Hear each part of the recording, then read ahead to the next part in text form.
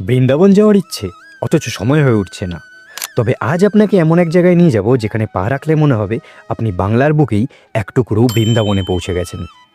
এখানকার প্রতিটি ধূলিকণায় যেন শ্রীকৃষ্ণের মায়া লেগে আছে।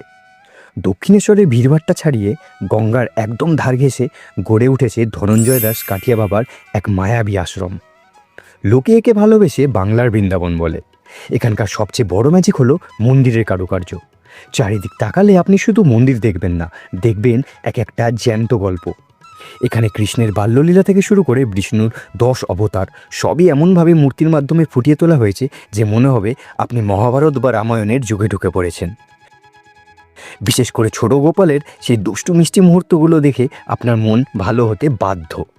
স্থাপত্যের এত সূক্ষ্ম কাজ সচরাচর দেখা যায় না। কিন্তু এই আশ্রমের আসল সৌন্দর্য ফোটে পড়ন্ত বিকেলে। প্রতিদিন বিকেল 5টায় দর্শনার্থীদের জন্য ওপরতলার মন্দিরটি খুলে দেওয়া হয়, আর ঠিক 5:30টায় শুরু হয় সন্ধ্যা আরতি।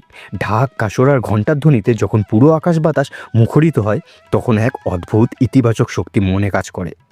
ধূপের সুবাস আর ভক্তদের সমবেত প্রার্থনা আপনাকে মনে করিয়ে দেবে যে শান্তি বাইরের জগতে নয়, বরং নিজের ভেতরেই আছে। যদি ভাবেন কিভাবে আসবেন, তবে তা খুবই সহজ।